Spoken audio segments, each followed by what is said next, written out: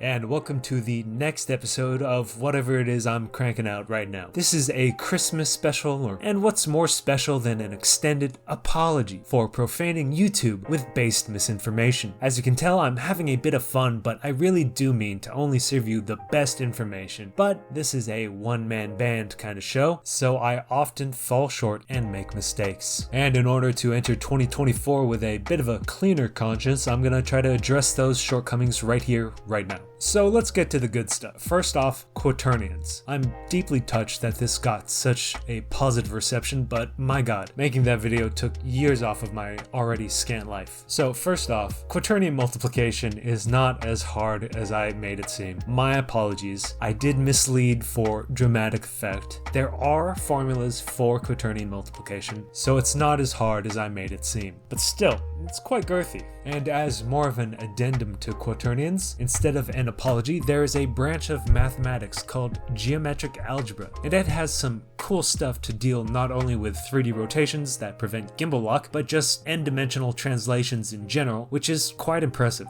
However, at the moment, I don't know any public game engines that use geometric algebra instead of regular matrices and quaternions, so while it's pretty cool and I think it's a great paradigm for better understanding geometry, if you're really just here for the game dev stuff, you do not have to go out there and learn it in order to make a game. Next, an addendum for the async code in Unreal video. As the old saying goes, there's more than one way to skin a cat, and I'd like to draw attention to an alternative way to get asynchronous code in Unreal Engine. And this one was brought to my attention by a real one in the Discord server, the Gan Man. Folks, it's a truism at this point, but when you see a deeply fried tuxedo Pepe, you're gonna get some excellent stuff. Nice. So instead of using frennables, you could use task graphs. Now, why would you use one over the other? Frennables are their own dedicated thread. These are for something that could take a long time, like pathfinding, which is what I use them for, and which is why I talked about them. Whereas the task graph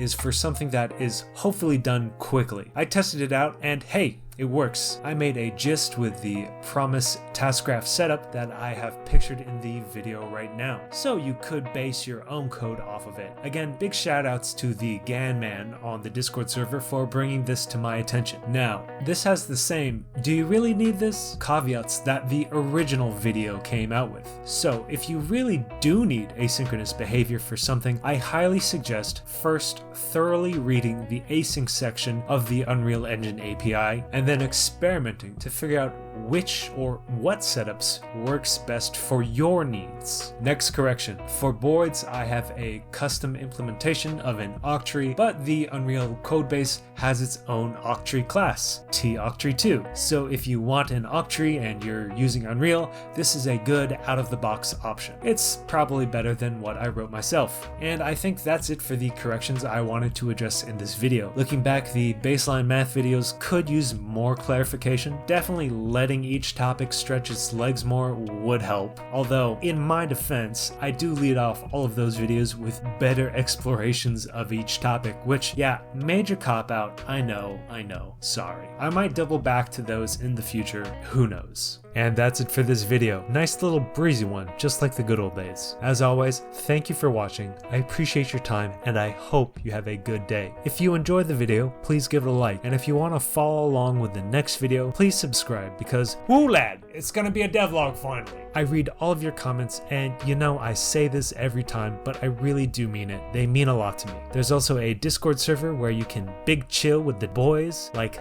the Gan Man himself. I also exist on the social media platform formerly known as Twitter, where you can follow me to know when the prodigal son, i.e. me, returns. I also bake, which is what I'm doing a lot this time of year, Christmas, you know. And speaking of baking, let's get to it.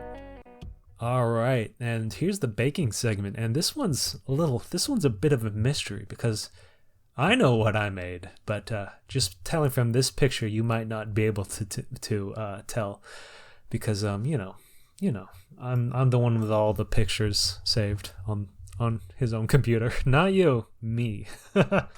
So anyways, these are just pastry trimmings. They're a rough puff pastry, so it's and this was the first time I ever made puff pastry, so as you can tell, if you look at the bottom left, it's puffy. It turned out pretty well. So first try, success.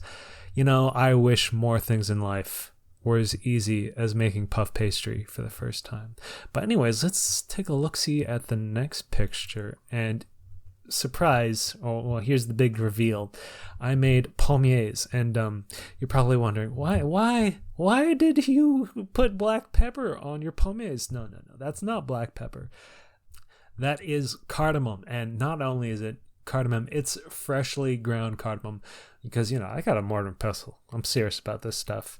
So, oh my god, I was not a big fan of cardamom until I ground it fresh.